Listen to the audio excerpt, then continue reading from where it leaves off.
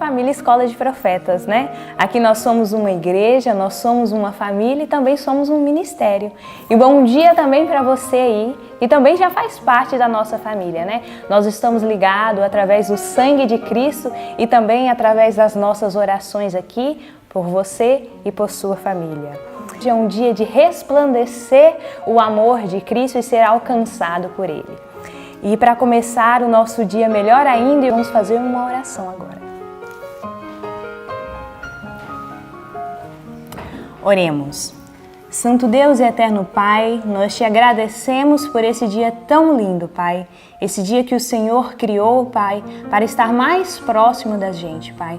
Que realmente nós possamos ouvir a Tua voz, acompanhar o Senhor através daquilo que o Senhor criou, que é a natureza, ouvir o Senhor através da palavra, que sejamos abençoados e que também nós possamos resplandecer o Seu amor para a vida de outras pessoas. Que o nosso dia seja conduzido conforme os Seus planos e que nós estejamos dentro do plano do Senhor e assim nós queremos fazer parte do Seu plano, Pai. Seja bem-vindo em nosso coração, seja bem-vindo nessa manhã, nessa igreja, nesse ministério e que o Senhor também possa ser bem-vindo na vida das pessoas que têm acompanhado esse vídeo. Te agradecemos por tudo que o Senhor tem feito e por tudo ainda que o Senhor vai fazer em nossa vida. Em nome de Cristo Jesus. Amém. E agora chegou o momento de nós louvarmos o Senhor e nós vamos louvar o Senhor com o hino de número 222. Ó que belo hino Deus me deu.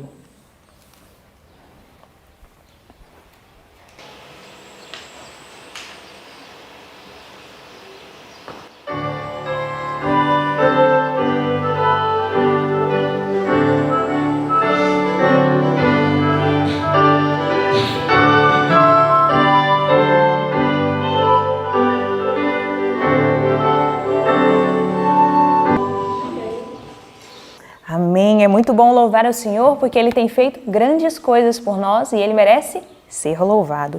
Mas agora nós vamos fazer outra coisa que é muito bom também e preciosa, que é recitar a palavra do Senhor e guardar ela no nosso coração. E nós vamos continuar com o nosso verso de 1 Tessalonicenses 3:8. E vamos recitar ele no 3, tá? 1, 2, 3. 1 Tessalonicenses 3:8. Porque agora vivemos, se estáis firmes no Senhor. 1 Tessalonicenses 3:8.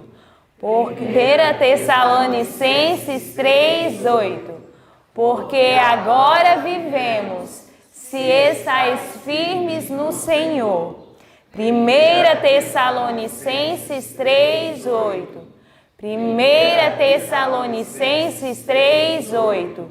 Porque agora vivemos, se estáis firmes no Senhor.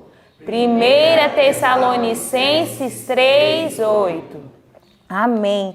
E agora nós vamos ficar com a recapitulação do nosso ano bíblico. Que o Senhor possa falar com você através desse estudo. Bom dia, igreja. Bom dia. Bom dia, vou sair de casa. Feliz sexta-feira para você. Que dia bom esse, né?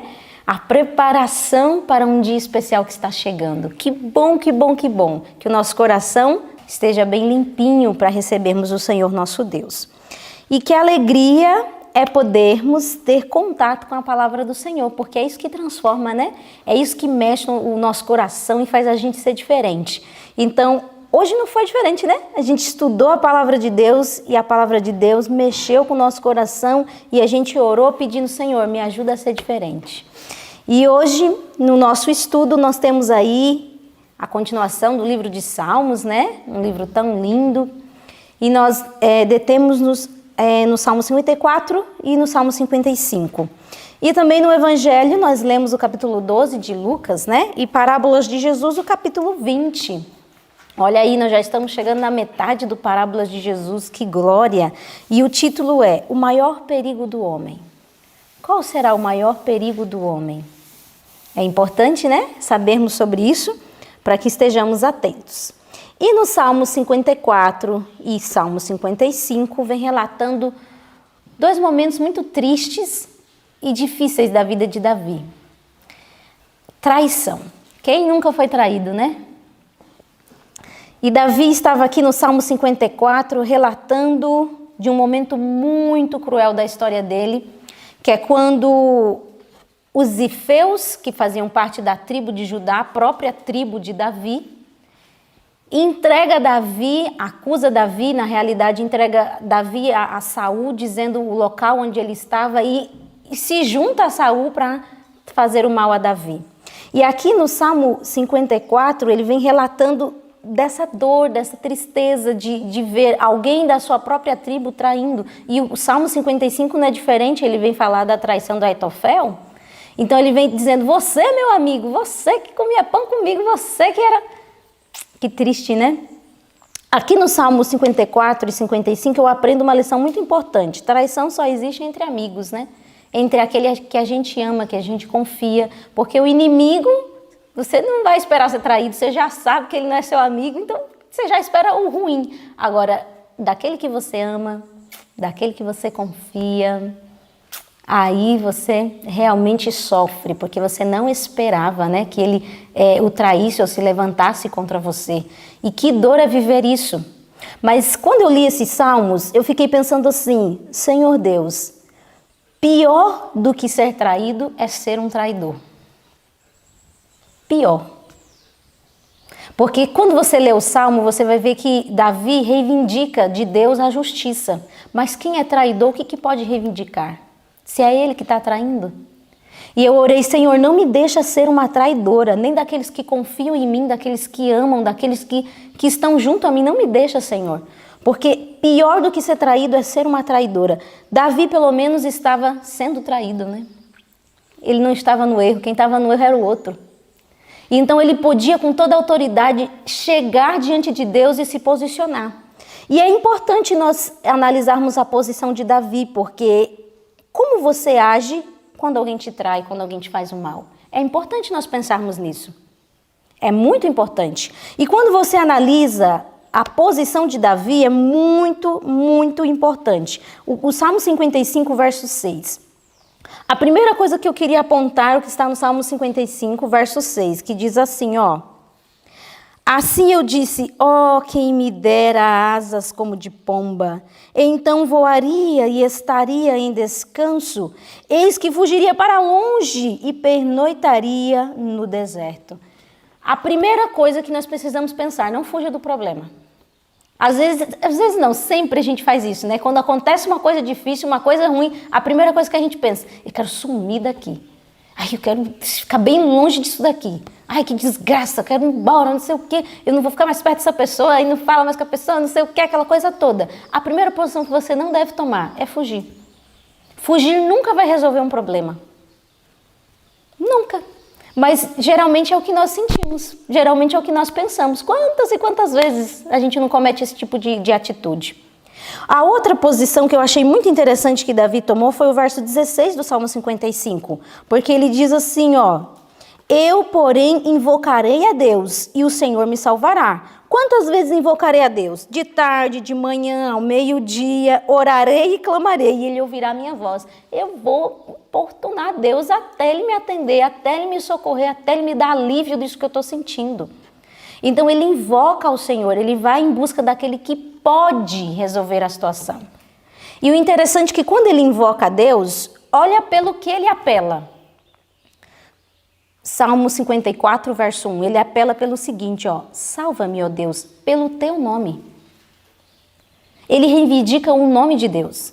E a gente sabe que o nome está atrelado ao caráter, né? Então ele está reivindicando o caráter de Deus. E faz-me justiça pelo teu poder. E o versinho 5, e ele me recompensará com o mal os meus inimigos, destrói-os na tua verdade. Na versão Almeida, diz assim, ele implora pela fidelidade de Deus. Senhor, porque tu és fiel, faz justiça. Interessante, ele apela pelo que Deus é. Isso só é possível quando você tem a consciência limpa, quando você está certo diante de Deus. E ele aí você pode reivindicar os próprios atributos de Deus. Que interessante isso, a posição de Davi. Muito interessante. E nós aprendemos algo muito importante com ele, que é confiar. Porque aqui no Salmo 55, verso 22, diz: lança o teu cuidado sobre o Senhor e ele te susterá. Não permitirá jamais que o justo seja abalado. Confia no Senhor. Lança sobre ele as suas dificuldades, as suas angústias, a sua dor. Lança sobre ele e ele cuidará do teu coração. Que lindo é saber que o Senhor Deus se preocupa conosco. E é por se preocupar conosco que ele deixou a orientação que está lá em Lucas 12, que ele lançou uma parábola, que é a parábola que nós vamos estudar hoje, sobre o rico insensato. Olha só que interessante. Aqui no capítulo 12 de Lucas, vem relatando que Jesus sempre pregava, não só para os discípulos, ele pregava para uma multidão, não é isso? Várias pessoas estavam ali presentes ouvindo Jesus. E nesse sermão que Jesus estava pregando nesse dia, ele estava condenando a hipocrisia dos fariseus. Olha, cuidado aí com o fermento dos fariseus, que é a hipocrisia. E aí ele começou a dar as orientações, dizendo que os discípulos cuidassem disso e que eles tivessem consciência de que nada fica oculto, que tudo vem à tona, que tudo se revela. E aí ele vai dando as orientações, dizendo: olha, eu cuido de vocês, vocês têm que testemunhar de mim, vocês vão diante dos tribunais, das autoridades, vocês vão falar da minha verdade, mas não se preocupe, eu vou dar a capacidade que vocês precisam para falar. O Espírito Santo vai orientar vocês no que vocês devem dizer. Que interessante. Eu vou dar a capacidade que vocês precisam para cumprir isso que eu estou pedindo a vocês. E no meio dessa multidão, só existia gente boa? Existia gente assim também mal? Gente que estavam ali, mas na realidade não queria realmente aquilo que Jesus estava dizendo, mas queria receber das bênçãos e fruir daquilo que Jesus estava prometendo aos seus discípulos? Existia. No meio dessa multidão, existiam pessoas que só iam por propósitos egoístas. Pensa que interessante, eles estavam indo lá, ouvindo Jesus, indo atrás de Jesus, mas os seus propósitos eram egoístas. Eles queriam a dádiva de Deus para alcançar bens para si mesmo. Que triste, né? Você sabe que quando Deus julga os nossos atos, Ele olha para as intenções dos nossos atos. Não somente o ato que está sendo praticado, mas o que levou você a praticar tal ato. O que tinha no coração realmente? E foi quando Jesus estava pregando que um dos homens se levantou e fez um pedido para Jesus um tanto interessante. Verso 13 do capítulo 12. E disse-lhe um da multidão, Jesus estava pregando, aí levantou um homem da multidão e disse assim: Mestre, dize a meu irmão que reparta comigo a herança. Olha que interessante. A pregação estava lá acontecendo, aí o homem levanta e diz: Mestre, o senhor pode fazer um favor para mim? Diga lá, meu irmão, aquele roubador, que ele reparta comigo a herança. E aí o verso 14. Mas ele lhe disse: Homem, quem me pôs a mim por juiz ou repartidor entre vós? Discernimento de Jesus, porque o que estava acontecendo ali, faltava poucos meses para a obra que Jesus estava para concluir aqui nessa terra, e o inimigo tentava desviá-lo dessa obra. E aí esse homem se levanta, e ele tinha até razão, porque segundo a orientação de Deus, lá em Deuteronômio capítulo 21, verso 17, o primogênito recebia uma porção dobrada da posse do pai, mas esse irmão dele, ele era o mais moço ou mais velho? Ele era o mais moço, né? Mas esse irmão dele havia se apropriado de parte da herança que era dele. Ele estava reivindicando algo que era certo, justo. Mas o que havia dentro do coração? A realidade é que dentro do coração dele diz que os irmãos estavam em desavença porque ambos eram avarentos. Ambos eram egoístas. E que interessante isso. Só existe desavença quando algo ruim está alimentado dentro do coração. Não existe desavença sem ter algo ruim alimentado dentro do coração. Porque quando não tem, a parte que não tem cede. Agora, se os dois têm, fica o quê? A guerra entre os dois. Então, se tem algo dentro do coração que não funciona, vai haver desavença. E era o que estava acontecendo entre esses dois irmãos. Os dois eram avarentos. O irmão mais moço estava até questionando algo justo, mas no coração dele havia avareza, havia egoísmo. Ele queria demais essa riqueza a ponto de nem se importar com o relacionamento entre irmãos. Era mais importante o dinheiro do que estar bem com o irmão. Então Jesus disse, olha, eu não me associo a esse tipo de situação, não. Não me envolvo, porque esse espírito não é o meu espírito. E sabe que Jesus, nessa posição de Jesus, a gente aprende algo muito importante, que está lá no parágrafo da página 254 do nosso capítulo de hoje, do capítulo 20. E o parágrafo diz assim, ó, começa na atitude de Cristo. Veja que importante lição Jesus nos ensina com a posição correta que ele toma diante deste homem. Na atitude de Cristo, neste caso, há uma lição para todos os que ministram em seu nome. É para nós essa lição? Sim. Ótimo. Quando enviou os 12, disse, indo, pregai, dizendo, é chegado o reino dos céus.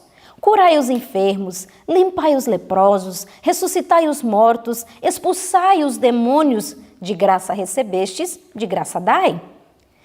Não tinham que resolver as questões temporais do povo. Sua obra era persuadir os homens para que se reconciliassem com Deus. Nesta obra consistia seu poder para abençoar a humanidade. De que forma a gente abençoa a humanidade? Persuadindo os homens a se aproximarem de Deus. Essa é a nossa obra. O único remédio para os pecados e sofrimentos dos homens é Cristo. Esse é o único remédio que você tem que dar para a humanidade.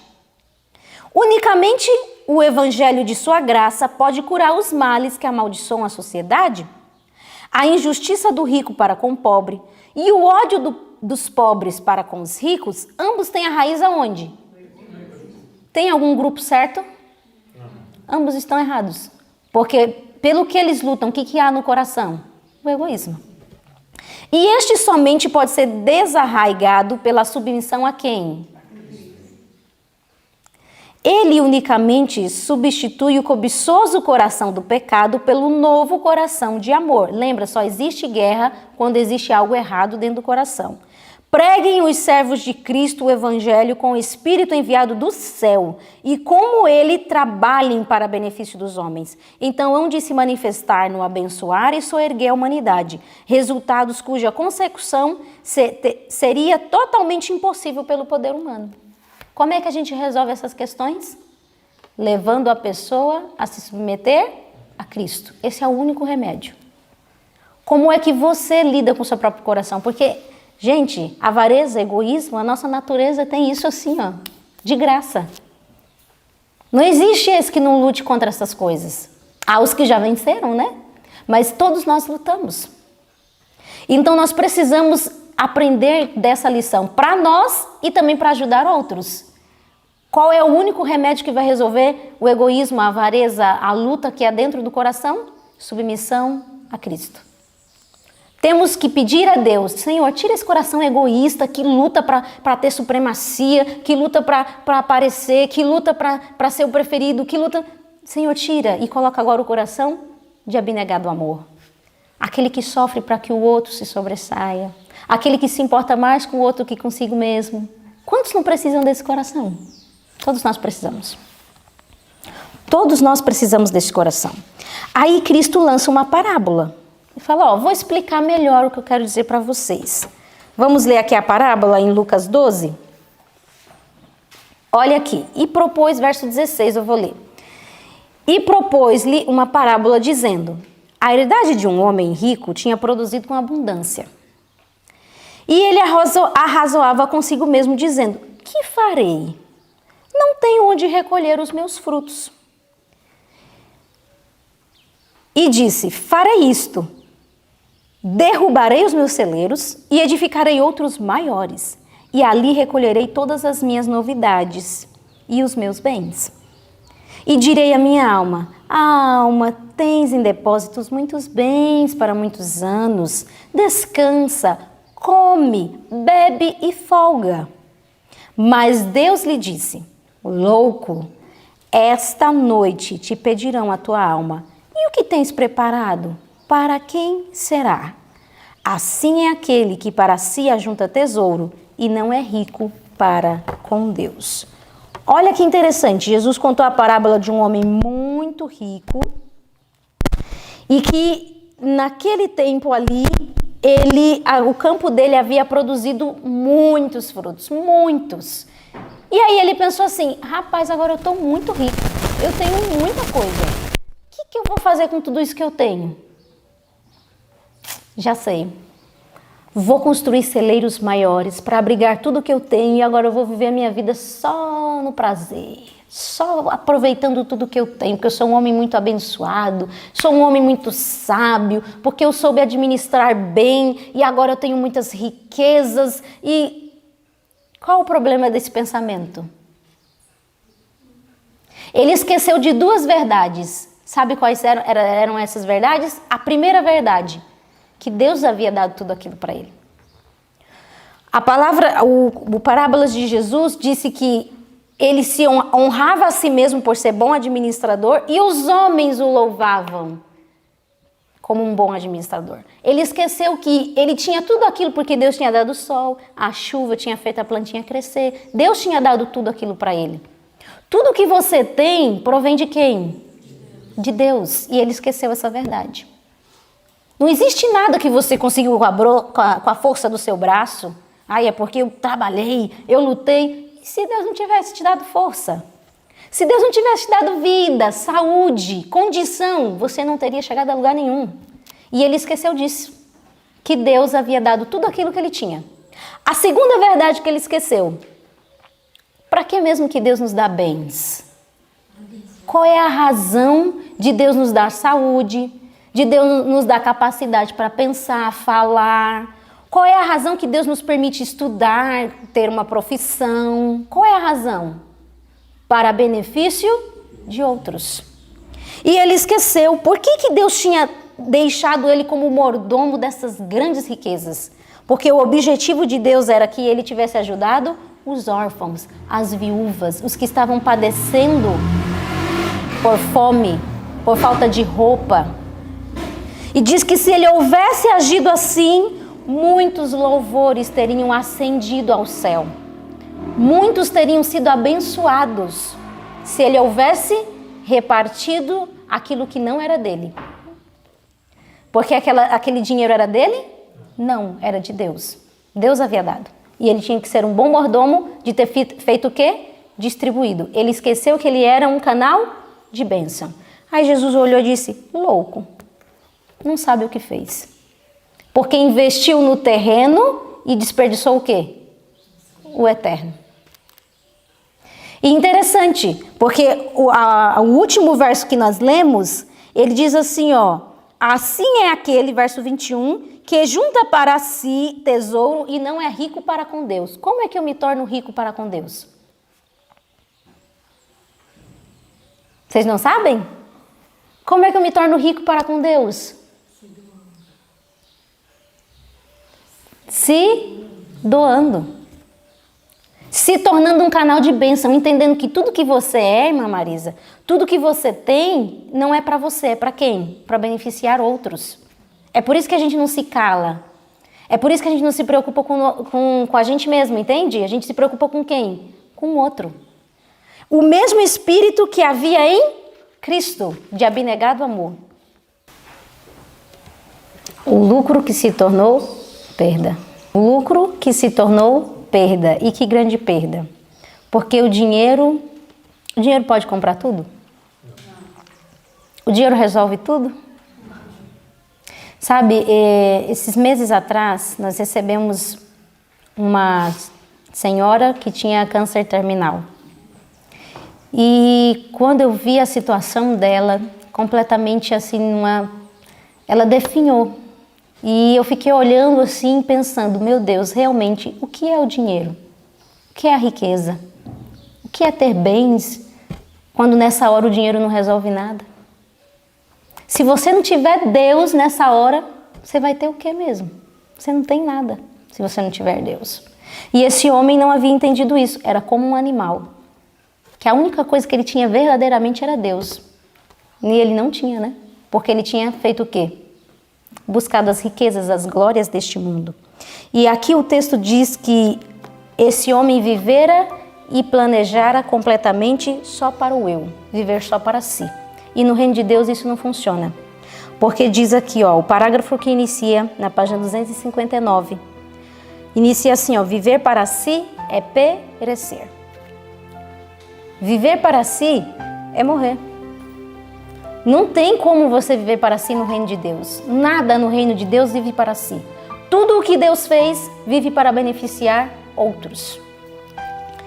A avareza, o desejo de beneficiar a si próprio, priva a alma da vida. É de Satanás o espírito de ganhar e atrair para si. De Cristo é o espírito de dar e sacrificar-se em benefício dos outros. E o testemunho é este, que Deus nos deu a vida eterna e esta vida está em seu Filho. Quem tem o Filho tem a vida. Quem não tem o Filho de Deus não tem a vida. Que esse Espírito, o Espírito de Cristo, possa reverberar em nosso coração. Que seja esse o Espírito que mova as nossas ações. Que isso esteja dentro do nosso coração, assim, bem profundo, bem enraizado, esse princípio de se doar, de se abnegar para que o outro seja beneficiado. E entender que tudo vem de Deus e que nós somos apenas o quê? Canais de bênção, onde Deus vai passar as suas bênçãos para alcançar a outros. Que essa seja a nossa realidade, hoje e sempre. Vamos fazer a oração? Nosso amado Deus e nosso Pai, a nossa gratidão a Ti, porque o Senhor hoje, de maneira misericordiosa, nos orientou, Senhor. E nós queremos pedir para que o Senhor nos dê um coração sensível para ouvir a Tua voz e atender a Ti. Imploramos para que dentro do nosso coração haja submissão a Cristo, Senhor. Nosso coração muitas vezes se encontra em guerra contra Ti, Senhor. E imploramos que o Senhor nos vença. Que pelo poder do Teu Espírito Santo, o Senhor nos submeta à Tua vontade, Senhor Deus. Imploramos para que o Teu Espírito esteja morando, vivendo em nós. Que verdadeiramente, Senhor, nós tenhamos abnegado amor. Que verdadeiramente, Senhor Deus, nós venhamos nos importar mais com o outro do que conosco mesmo. Tira de nós o egoísmo, a avareza, a luta pela supremacia. Tira isso de nós, Senhor. Que o nosso coração seja transformado. Que o Senhor coloque um coração novo dentro de nós, retirando o coração de pedra e nos dando um coração de carne. Que no dia de hoje nós possamos sentir as bênçãos que vêm do céu, que possamos sentir a Tua companhia, que é o que nós mais precisamos. Nos dê discernimento para as decisões que precisamos tomar, para as atitudes que teremos que fazer no dia de hoje, que o Senhor possa nos acompanhar e tenhamos a certeza de que tudo que venhamos fazer esteja de acordo com o Teu reino. Nos colocamos em Tuas mãos pedindo a Tua bênção, em nome de Jesus. Amém. Que o Senhor Deus te abençoe no dia de hoje e encha o seu coração de coisas boas e até amanhã.